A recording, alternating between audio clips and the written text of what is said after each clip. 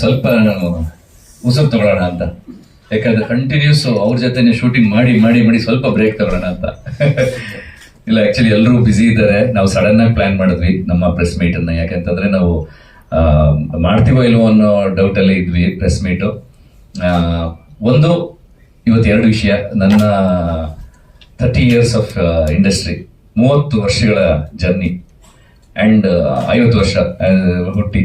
So ಹಾಗಾಗಿ ನನ್ನ ಲೈಫ್ನ 50 years and cinema ಲೈಫ್ನ 30 years ನಿಮ್ಮ ಜೊತೆ ಹಂಚ್ಕೋಬೇಕು, ಪ್ರೆಸ್ ಅವ್ರ ಜೊತೆ. ಇದು ಬೆಸ್ಟ್ ಟೈಮ್ ಅಂತ ಅನಿಸ್ತು.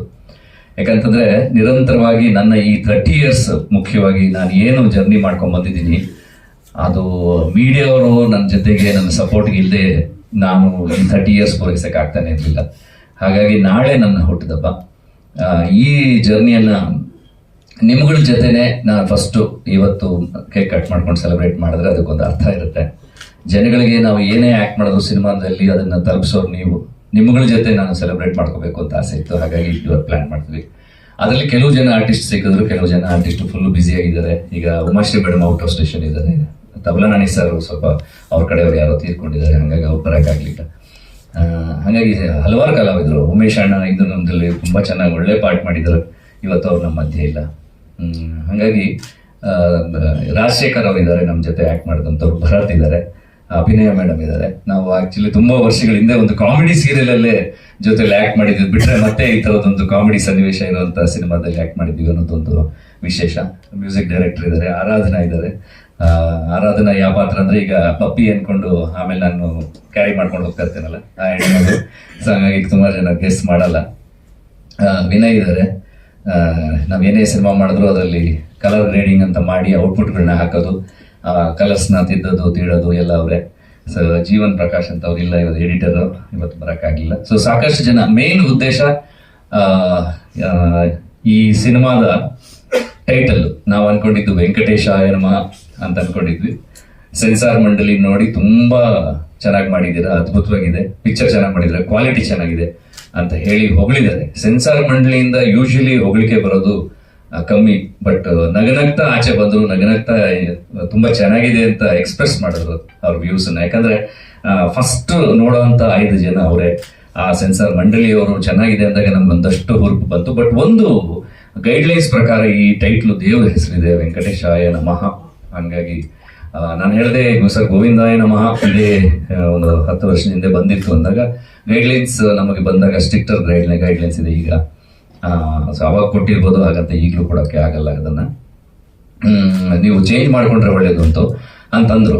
ಸೊ ಈಗ ಆಕ್ಚುಲಿ ನಾವು ಅದಕ್ಕೆ ಮುಂಚೆನೆ ನಮ್ಮ ಟೀಮು ನಾವು ಮಾತಾಡ್ಕೊಳ್ತಾ ಇದ್ವಿ. ನಮ್ಮ ಸಂತೋಷ್ ಅಸೋಸಿಯೇಟ್ ನಿರ್ದೇಶಕರಿದ್ದಾರೆ, ನಮ್ಮ ಟೀಮ್ ಮೆಂಬರ್ಸ್ ನಾವು ಮಾತಾಡ್ಕೊಂಡಾಗ ಎಲ್ಲೋ ಒಂದ್ ಕಡೆ ಸ್ವಲ್ಪ ಹಳೇದಾಗಿತ್ತೇನೋ ಟೈಟ್ಲು ಅಂತ ನಮಗೂ ಅನಿಸ್ತಾ ಇತ್ತು, ಅಥವಾ ದೇವರ ಹೆಸರು ಇರೋದ್ರಿಂದ ಮಿಸ್ಗೈಡ್ ಆಗ್ಬೋದು ಆಡಿಯನ್ಸ್ ಅಂತ. ಬಟ್ ಕಾಮಿಡಿ ಇರೋದ್ರಿಂದ ಎಲ್ಲೋ ಒಂದ್ ಕಡೆ ಈ ಸಿನಿಮಾಗೆ ಇನ್ಸ್ಪಿರೇಷನ್ ನಮ್ಮ ಕಾಶಿನಾಥ್ ಸರ್ ಇರ್ಬೋದು, ಜಗ್ಗೇಶ್ ಅಣ್ಣ ಅವ್ರು ಇರ್ಬೋದು. ಸೊ ಅವ್ರನ್ನೆಲ್ಲ ನೋಡಿ ನಾವು ಬೆಳ್ಕೊಂಡ್ ಬಂದಂಥವ್ರು, ಕಾಮಿಡಿ ಸೀನ್ಸ್ ಎತ್ತಿದ ಕೈ ಅವ್ರುಗಳು.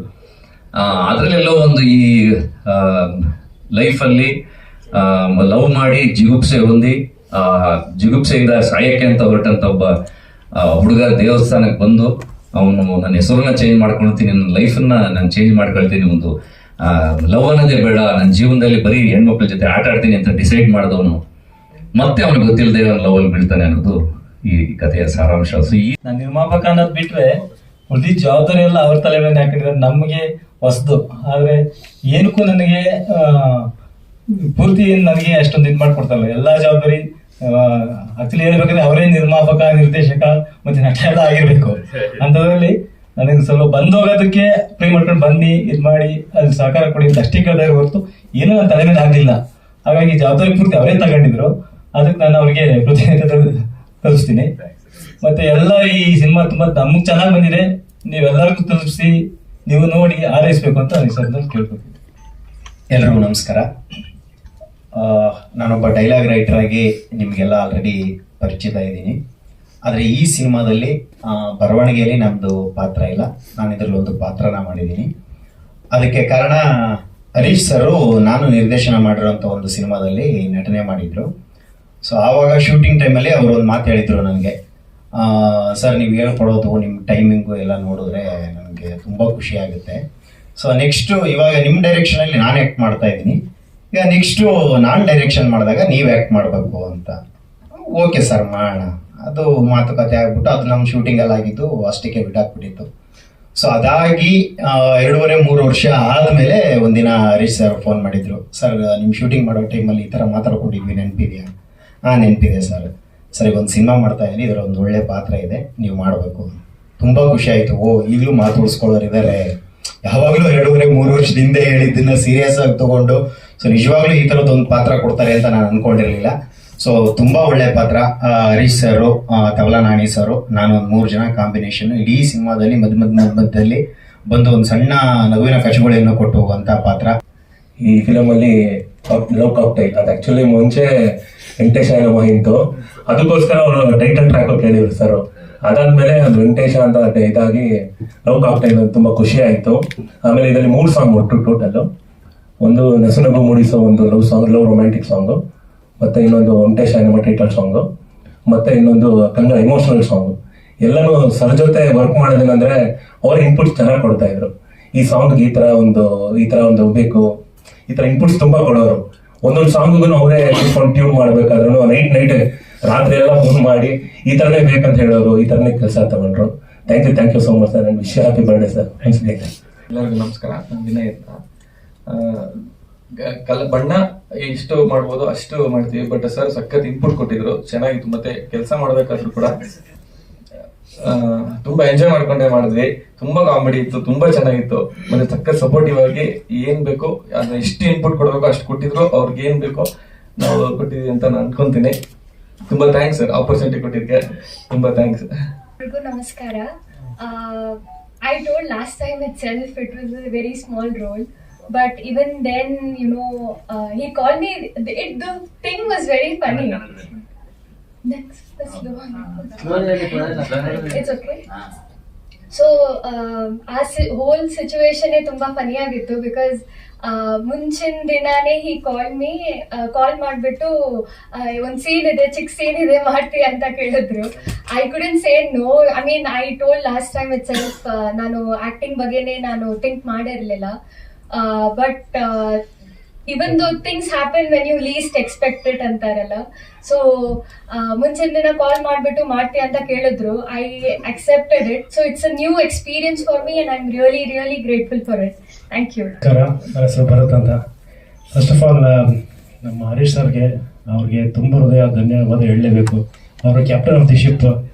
ಈ ಸಿನಿಮಾದಲ್ಲಿ ನಾವು ನೋಡ್ತಿರೋಂಗೆ ಸೆಟ್ಟಲ್ಲಿ ಯಾವ ಥರ ಅವ್ರು ವರ್ಕ್ ಮಾಡ್ತಿದ್ರು ಅಂದರೆ, ಅಲ್ಲಿ ಡೈರೆಕ್ಷನ್ ಮಾಡ್ತಾರೆ, ಆ್ಯಕ್ಟ್ ಮಾಡ್ತಾರೆ, ನಮ್ಗೆ ಎಲ್ಲರಿಗೂ ಹೊಸಬ್ರಿಗೆ ಆ್ಯಕ್ಟಿಂಗ್ ಹೇಳ್ಕೊಡ್ತಾರೆ. Is been a complete package. ಇದೊಂದು ಸಿನಿಮಾ ಐ ಥಿಂಕ್ ಅವ್ರು ಹೇಳ್ತಿರೋ ಹಾಗೆ ಒಂದು ಸೂಪರ್ ಹಿಟ್ ಸಿಕ್ತು ಅಂದರೆ ಪ್ರತಿಯೊಂದು ಐ ಥಿಂಕ್ ಇಂಡಸ್ಟ್ರಿಗೂ ಆಸ್ ಅನ್ ಆರ್ಟಿಸ್ಟ್ ಅವ್ರಿಗೂ ಆ್ಯಂಡ್ ಆಲ್ಸೋ ಎಂಟೈರ್ ಟೀಮ್ಗೆ it will be a big recognition. ನಮ್ಮ ಪ್ರೆಸ್ ಮೀಡಿಯಾದವ್ರಿಗೆ ನಿಮಗೆ we need your support.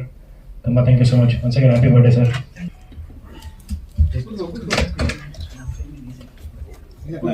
Easy ಆಗುತ್ತೆ ಅದಕ್ಕೋಸ್ಕರ.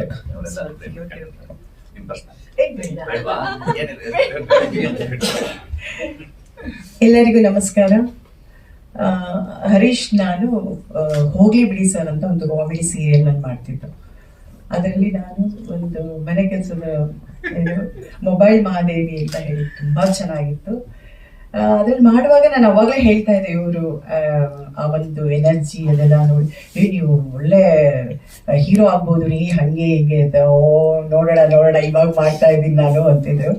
ನೆಕ್ಸ್ಟ್ ನೋಡಿದಾಗ ಹೀರೋ ಆಗಿದ್ದ ಕಲಾಕಾರ ನನಗೆ ನಾನು ಮದುವೆ ಆಗಿ ಹೊಸದು ಇವ್ರ ಸಿನಿಮಾನೇ ನಾನು ನನ್ನ ಗಂಡ ಹೋಗಿ ನೋಡಿದ್ದು. ಅಂಡ್ ಅದಾದ್ಮೇಲೆ ಎಷ್ಟೋ ಸಿನಿಮಾಗಳು ಮಾಡ್ತಿದ್ರು. ಎಲ್ಲೋ ಒಂದ್ಸರಿ ಸಿಗ್ತಾ ಏನ್ ಹರೀಶ್ ನೀವು ನಮ್ಮನ್ನೆಲ್ಲ ಹಾಕೊಳ್ಳೋದೇ ಇಲ್ಲ ಸಿನಿಮಾದಲ್ಲಿ ಅಂತೆಲ್ಲ ಹೇಳ್ತಾ ಇದ್ದೆ. ನೆಕ್ಸ್ಟ್ ನೋಡಿದ್ರೆ ಒಂದು ಹಿಂದಿನ ದಿನ ಅಲ್ಲ 2 days ಬ್ಯಾಕ್ ಫೋನ್ ಬಂತ ಹರೀಶ್ ಅಭಿನಯ ಚೆನ್ನಾಗಿದ್ದೀರಾ? ಆಯ್ತು ಚೆನ್ನಾಗಿದ್ದೀನಿ, ಹಿಂಗೆ ಒಂದು ಸಿನಿಮಾ ಮಾಡ್ತಾ ಇದ್ದೀನಿ, ಮಾಡಿ ಒಳ್ಳೇದಾಗ್ಲಿ, ನಿಮ್ಗೊಂದು ಪಾತ್ರ ಇದೆ. ಪಾತ್ರನಾ? ಹೌದಾ, ಯಾವುದು? ಒಂದು ಕಾಮಿಡಿ, ಒಂದು ಉಮಾಶ್ರೀ ಅಮ್ಮ ಎಲ್ಲ ಇರ್ತಾರೆ, ನೀವು ಜಾದವಣ್ಣ ಎಲ್ಲರೂ ಮಾಡಬೇಕು. ನನ್ಗೆ ಏನು ಪಾತ್ರ? ಒಂದು ಚಿಕ್ಕ ಪಾತ್ರ, ತುಂಬ ಚೆನ್ನಾಗಿದೆ ಅಂದರು. ಕತೆ ಕೇಳಿದೆ, ಚೆನ್ನಾಗಿತ್ತು ಅನ್ನಿಸ್ತು. ನಾನು ಒಪ್ಕೊಂಡು ಮಾಡಿದೆ, ತುಂಬ ಚೆನ್ನಾಗಿತ್ತು. ಪುಟ್ಟ ಪಾತ್ರ.